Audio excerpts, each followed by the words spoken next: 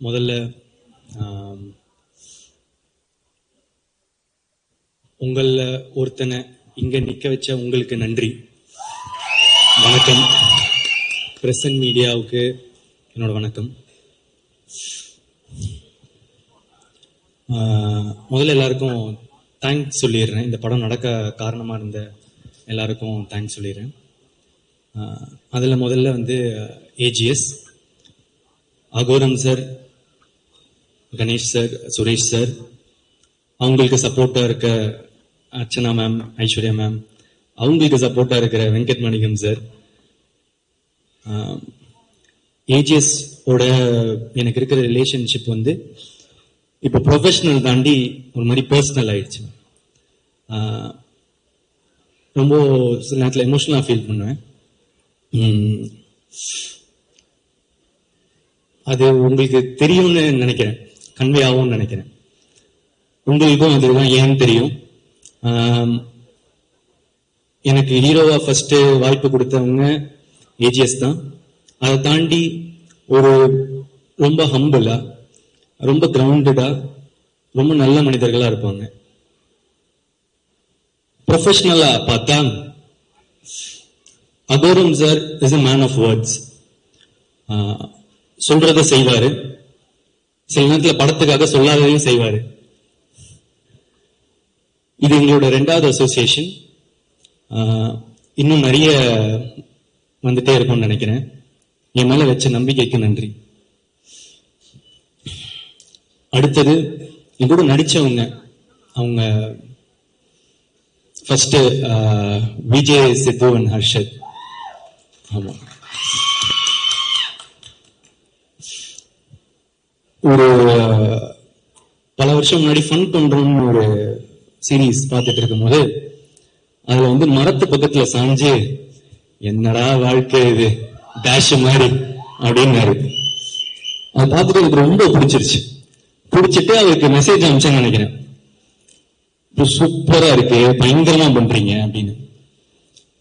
அப்புறம் பல வருஷம் போச்சு. இப்போ அவர் வாழ்க்கை அப்படி இல்லைன்னு நினைக்கிறேன்.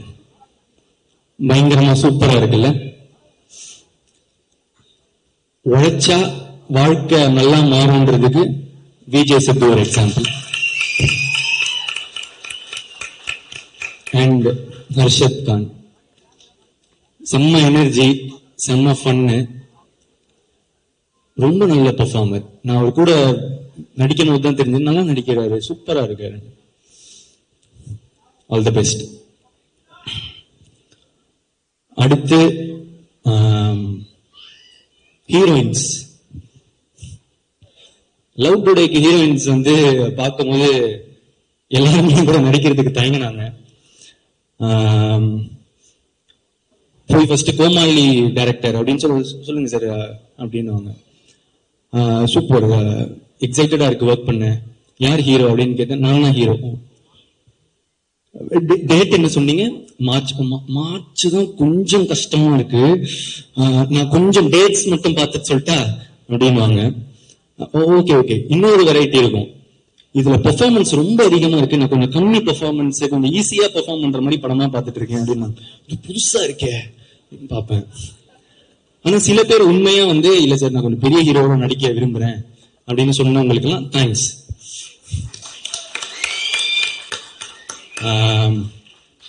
அப்படி இருந்த எனக்கு இந்த படத்துல அனுப்பமா தான் ஹீரோயின் டைரக்டர் சொல்றாரு. ஒன் ஆஃப் த ஹீரோயின் கோச்சுக்காரிங்க ஃபர்ஸ்ட் வர அனுபமா ஹீரோயின் அப்படின்னு சொல்றாங்க.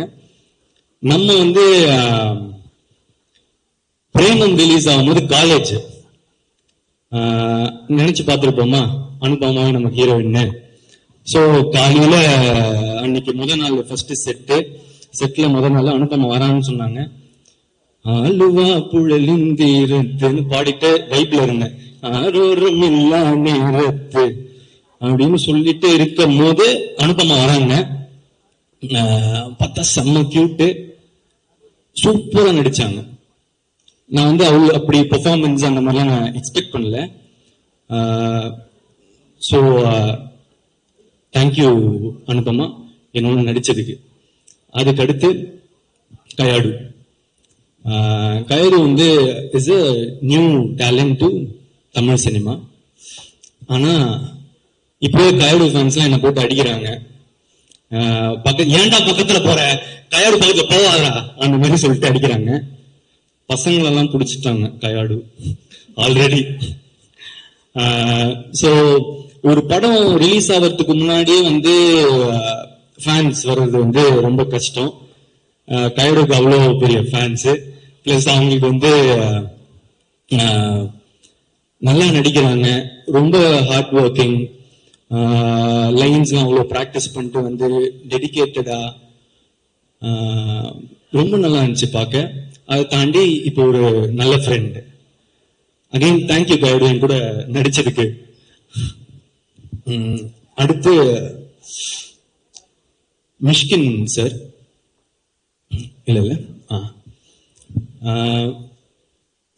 மிஷ்கின் சார் வந்து எனக்கு ஒரு டெய்லி வந்து ஒரு கிஃப்ட் தருவாரு.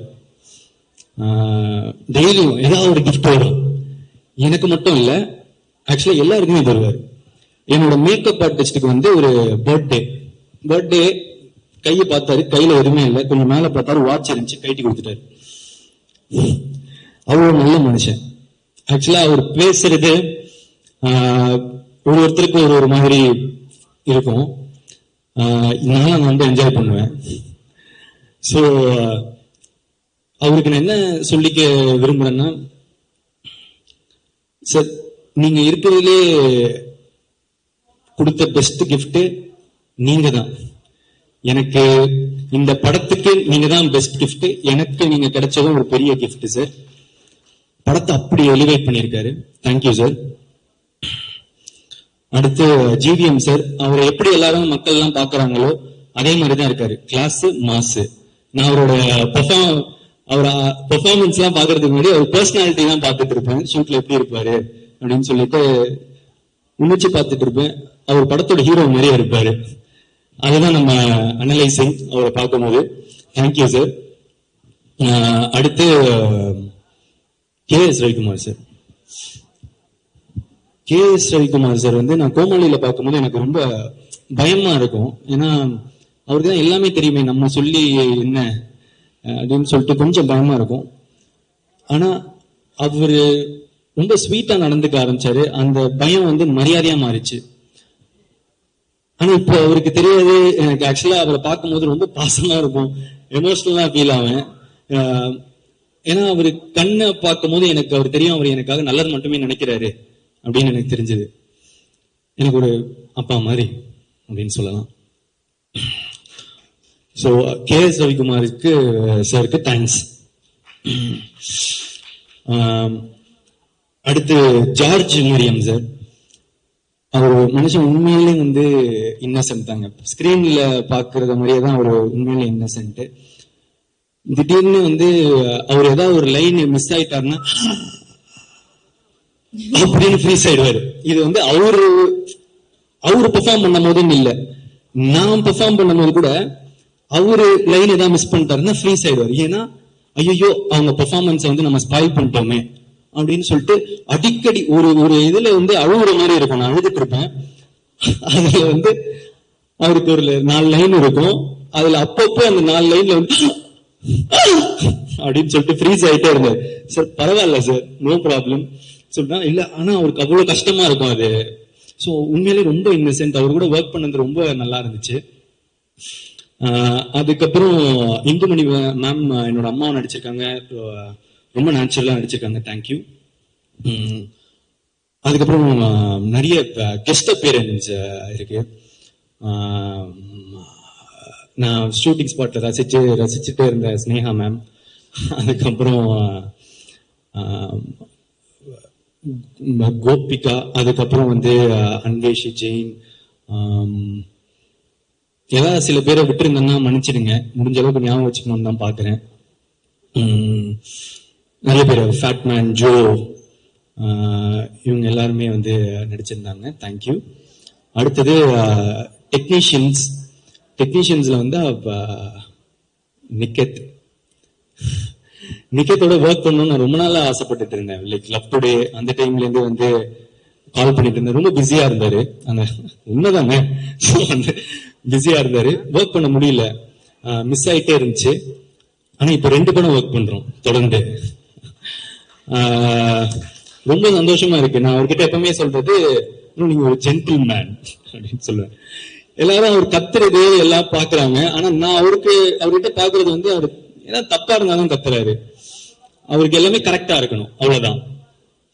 ரொம்ப ப்ரொஃபஷனலா, ரொம்ப கரெக்டா. நான் அவர்கிட்ட இருந்து நிறைய கத்துக்கிட்டேன், எப்படி பிஹேவ் பண்ணலாம். சில இதெல்லாம் வந்து காலையில வரும்போது விஷ் பண்றதுல இருந்து, சரி இந்த மாதிரி நிக்கிறது மாதிரி நம்மளும் வந்து பண்ணுவோம், அந்த மாதிரி சொல்லிட்டு நான் இப்போ அதை ஃபாலோ பண்றேன். நல்லது நான் கத்துக்க வேண்டியதானே. ஸோ அதுக்கு அடுத்து பிரதீப் ராகவ் என்னோட எடிட்டர், கோமாளி, லவ் டுடே, இப்போ டிராகன், 3 ட்ரெய்லரும் ஹேட்ரிக் அடிச்சிட்டீங்க. Extraordinary, thank you so much. எல்லைக்கு அடுத்து அது வந்துடும். ஆமா, அடுத்து டிஓபி எடிட்டர். ஆமா, லியோன் ஜேம்ஸ். லியோன் ஜேம்ஸ் நான் வந்து இப்போ மியூசிக் ட்ரெய்லரோ இல்ல நான் பார்க்குற ஃபுட்டேஜோ அதெல்லாம் பார்க்கும்போது அவர் ஒரு மாதிரி நெக்ஸ்ட் லீக் போயிட்டாருன்னு எனக்கு தோணிடுச்சு.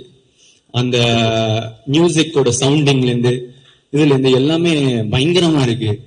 எனக்கு வந்து ஆல்பம் வந்து இப்போ ரொம்ப ஃபேவரட் ஆல்பம். உங்களோட பழைய காம்பினேஷன் வித் அஸ்வத், அதுவே எனக்கு அது ரொம்ப பிடிச்சிருந்துச்சு. ஆக்சுவலா உங்க கோட் 2 ஆல்பம்ல இருந்து எனக்கு ரொம்ப பிடிக்கும். அந்த இடத்துல இருந்து பிளஸ் அதுக்கு முன்னாடி நடந்த திமிரு காட்டாதடி, அது என்னோட one of the favourite song. Vicky bro உங்களோட combination. Thank you so much. I wish great for you. And அதுக்கப்புறம் fight master Dhilip Subbarayan sir, Vicky master, first time என்ன ஃபைட் பண்ணி வச்சதுக்கு தேங்க்யூ ஸோ மச்.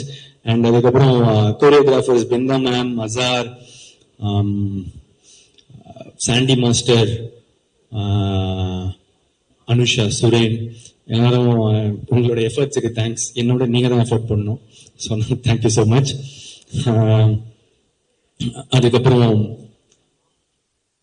லிரிசிஸ்ட், இங்க பாருங்க, என்ன பாருங்க, ஸோ விக்னேஷ் சிவன். விக்னேஷ் சிவன் சார் கிட்ட ப்ரோ அப்படியே சொல்லிடலாம்ல, விக்னேஷ் சிவன் ப்ரோ கிட்ட நான் வந்து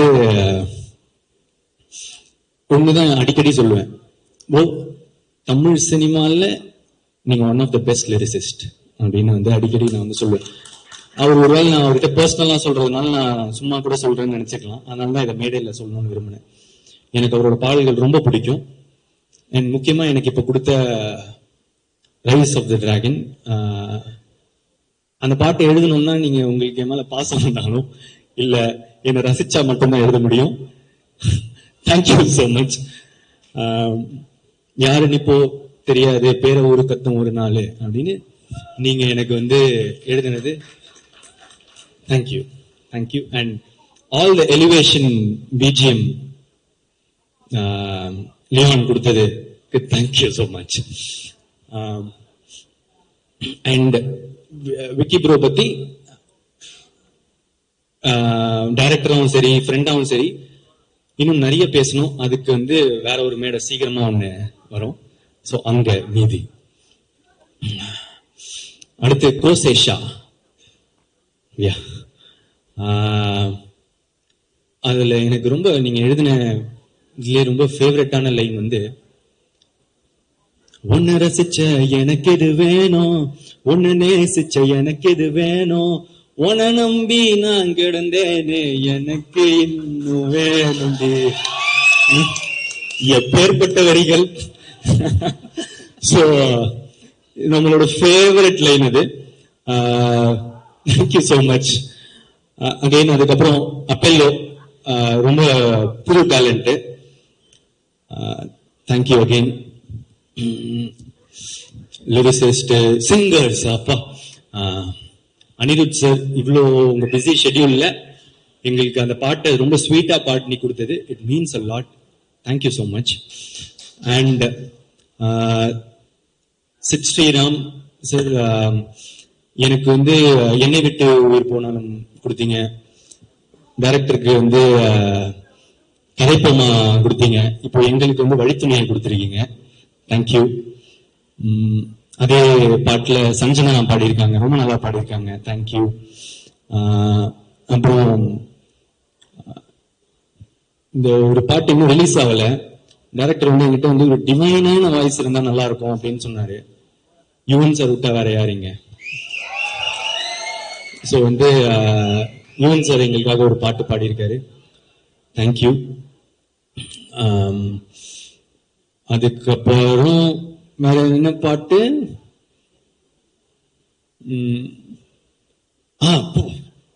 ஆமா, STR sir. Thanks sir. First இந்த பாட்டு நீங்க பாடினதுக்கு தேங்க்ஸ். அடுத்து இந்த ஒரு படத்துல நீங்க இந்த படத்துல நடிக்கவே இல்லை, உங்களுக்கு அந்த ப்ரோமோ எல்லாம் பண்ணணும்னு அவசியமே இல்லை. ஆனா என்ன கிடைக்கும்னு பார்க்காம என்ன கொடுக்கலான்னு பாக்குறவங்க தங்க மனசுக்கு thank you so much.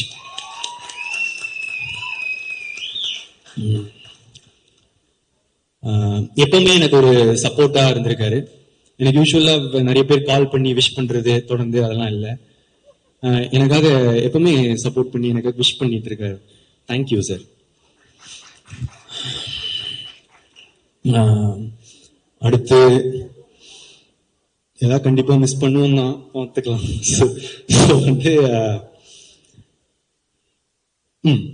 Assistant directors thank you.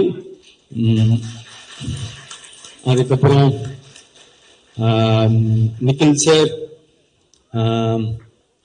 மாலி sir, distributors, theatre owners, trailer எல்லாம் பார்த்துட்ட பிறகு சூப்பரா மீன் போட்ட மீன் கிரியேட்டர்ஸ், இன்ஃப்ளூயன்சர்ஸ், எல்லாருக்கும் தேங்க்ஸ்.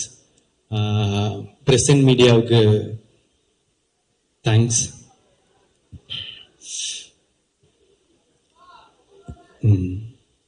கடைசியா டைரக்டர் அசோக் மரிமுத்து,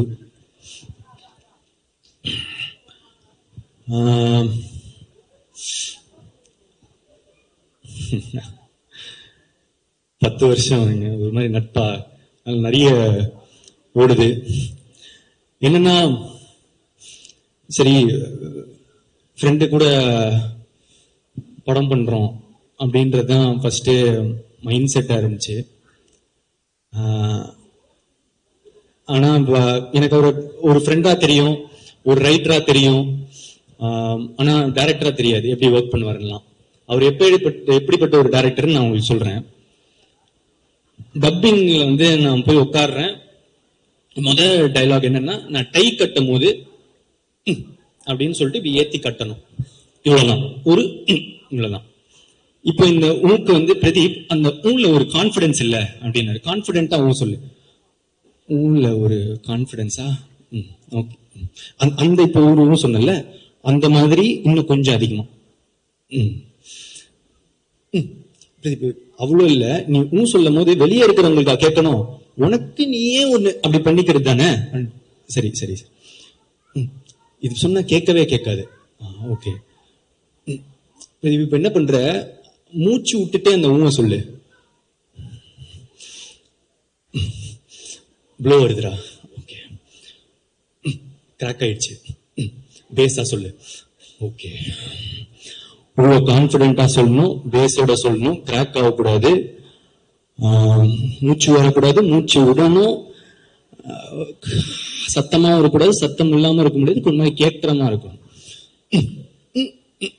இல்ல இல்ல இல்ல அப்படின்னு போய்கிட்டே இருந்துச்சு. ஓய்யோ செத்தேன்டா இன்னைக்கு அப்படின்ற மாதிரி அவ்வளவுதான் முடிஞ்சு இந்த டப்பிங்க அப்படின்னு மனசுல நினைச்சுக்கிட்டேன். இப்ப என்னன்னா ப்ரோ என்ன பண்ணுங்க, அந்த வீடியோவை கட் பண்றீங்க, நான் பாட்டுக்கு ஊவா தரேன், நீங்க எந்த ஊர் கரெக்டா இருக்குன்னு நீங்க வச்சுக்கோங்க அப்படின்னு சொல்லிட்டு சொல்லிட்டு நான் பாட்டுக்கு கொடுக்க ஆரம்பிச்சிட்டேன். இதுல அப்பவும் சாட்டிஸ்பாக்சன் இல்ல, என்ன பண்றது தெரியல. அதுக்கப்புறம் நீங்க ஒரு தப்பா எடுத்துக்கலாம், ஒண்ணு செய்யலாமா, உங்களோட வாய்ஸ் யாருக்கும் தெரியாது, நீங்க வந்து அந்த மட்டும் கொடுத்துட்டீங்கன்னா ஆடியன்ஸ்க்கு தெரியாது, விட்டுறலாம். அது எப்படிரா இவ்வளவு ஊழியே நான் இவ்வளவு பெர்ஃபெக்ஷன் பாக்குறேன், என் வாய்ஸ் வந்தா தப்பா இருக்காது அப்படின்னாரு. அப்புறம் நான் பல 100 ஒரு அரை மணி நேரம் 1 மணி நேரம் போச்சு ஊழே. ஒரு இப்ப கூட சாட்டிஸ்பாக்சன் இல்லை, ஏதோ கிடைச்சது வந்துருச்சுன்னு சொல்லி விட்டாரு. சோ அப்படி பார்த்த ஒருத்தர் சரி இப்படி பண்றாரு அப்படின்னு யோசிக்கும் போது, சரி நான் ஏன் பண்ணேன் அப்படின்னு கேட்டா, ஏன்னா நம்புனேன் நல்லதாதான் பண்ணுவார். எனக்கு ஃப்ரெண்ட் இல்ல, ஏன்னா ஒரு ஃப்ரெண்டு சில நேரத்துல வந்து அன்பா சொல்லுவான், சில நேரத்துல அடிச்சு சொல்லுவான், ஆனா நமக்காக நல்லது மட்டும்தான் சொல்லுவான். அது வந்து நான் எனக்காக எப்பவுமே நல்லது மட்டும் நினைக்கிற அஸ்வத், எனக்கு அஸ்வத் ப்ரோ. நான் எப்பவுமே ஒரு ப்ரோன்னு கூட சொல்றாரு என்ன, ஏன்னா அண்ணன்னு கூப்பிட்டா கொஞ்சம் வயசு அதிகமா இருக்கும்டா, அந்த மாதிரி எல்லாம் பொண்ணு முன்னாடி கூப்பிடாத அப்படின்றாரு. சரி அதனால ப்ரோன்னு சொல்றாரு. ஆனா எனக்கு வந்து உண்மையிலேயே என் மனசுல இருந்து நான் என்னைக்குமே ஒரு அண்ணாவை தான் பாக்குறேன். தேங்க்ஸ்ண்ணா.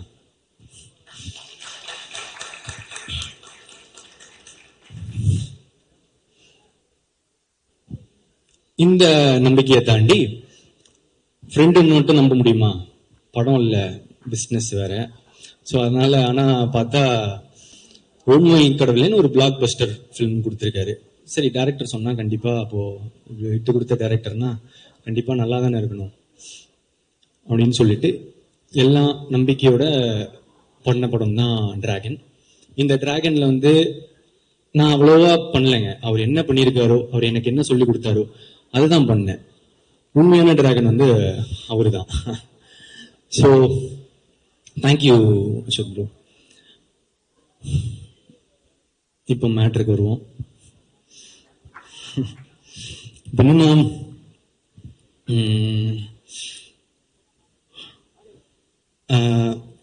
இந்த ட்ரெய்லர் பார்த்திருப்பீங்க. டிராகன் என்ன சொல்றான், அரியர்லாம் கொரியர் மாதிரி அது பாட்டு வந்துக்கினே இருக்கும், நம்ம சைனை போட்டு அமிச்சிக்கினே இருக்கணும் அப்படின்ற மீட்டர் தான் இந்த படமா உங்களுக்கு எல்லாம் தெரிய வரும். ஆனா பிரதீப் என்ன சொல்றான், அரியர் மாசு இல்ல, படிச்சாதான் மாசு. ஏன்னா நான் இதுக்கு முன்னாடியே வந்து சொல்லியிருக்கேன் ஒரு மேடையில, ஒரு டிகிரின்றதும் ஒரு படிப்புன்றது எவ்வளவு இம்பார்ட்டன்ட்னு. எங்க அப்பா எங்களை ரொம்ப கஷ்டப்பட்டு படிக்க வச்சதுனாலதான் எனக்கு கோமாளின்ற ஒரு படமே கிடைச்சதும் நான் சொல்லியிருக்கேன். ஃபர்ஸ்ட் டைம் கிராஜுவேட்ஸ்க்கு, ஃபர்ஸ்ட் ஜெனரேஷன் கிராஜுவேட்ஸ்க்கு அது எவ்வளவு இம்பார்ட்டன்ட்னு தெரியும். பிரதீப் வந்து 12th 98% வாங்கி, காலேஜ்ல 80% வாங்கி, ஐடில பிளேஸ் ஆகி 1.5 வருஷம் வேலை செஞ்சு, கேப்ல சாட்டர்டே சண்டே ஆனா ஷார்ட் பிலிம்ஸ் எடுத்து, நிறைய புக்ஸ் படிச்சு, நிறைய டுட்டோரியல்ஸ் படிச்சு தான் நான் வந்து இங்க வந்திருக்கேன். ஸோ படிப்பு, லேர்னிங், கத்துக்கிறது அதுதான் முக்கியம், அது ரொம்ப இம்பார்ட்டன்ட். அந்த மாதிரி ஒரு நல்ல விஷயத்தை தான் இந்த படமும் சொல்லுது. அப்புறம் இன்னொரு விஷயம், நல்ல விஷயம் சொல்லுது அம்மா அப்பா பத்தி. நான் ஏற்கனவே சொன்னதுதான், என்னன்னா சில பேர் முன்னாடி பார்த்து சிரிப்பாங்க, பின்னாடி போய் மறைப்பாங்க. ஆனா முன்னாடி பின்னாடி எல்லா சைட்லயும் நமக்காக சிரிக்கிறவங்க, நல்லதே நினைக்கிறவங்க நம்ம அம்மா அப்பா மட்டும்தான். அதுதான் இந்த டிராகனும் திரும்ப சொல்லுது. லாஸ்டா இந்த நேரத்துல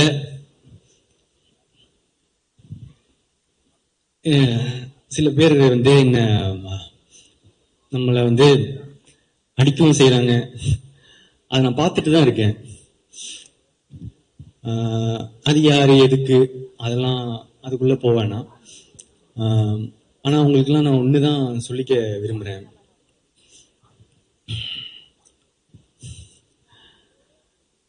ஒரு செடி வளரும் போது சில பேர் வந்து அதோட இலைய பிச்சு போட்டு போவாங்க, காம்பை உடச்சு போட்டு போவாங்க, சில பேர் மிதிச்சுட்டு போவாங்க. ஆனா அந்த டைம்ல எல்லாம் அந்த செடியோட வேறு கீழே வளர்ந்துட்டு ஸ்ட்ராங் ஆயிட்டு போயிட்டு தான் இருக்கும். அது மட்டும் அந்த இப்ப கொடுக்குற வழியெல்லாம் தாங்கிடுச்சுன்னா அதுக்கப்புறம் அது ஒரு பெரிய மரமா வளர்றத யாராலையும் தடுத்து நிறுத்த முடியாது. இந்த நேரத்துல அந்த செடிக்கு தண்ணி ஊத்துற எல்லாருக்கும் நன்றி.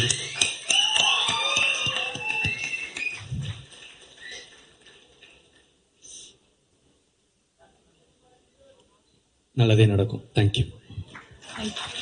சார், ஒரு நிமிஷம்.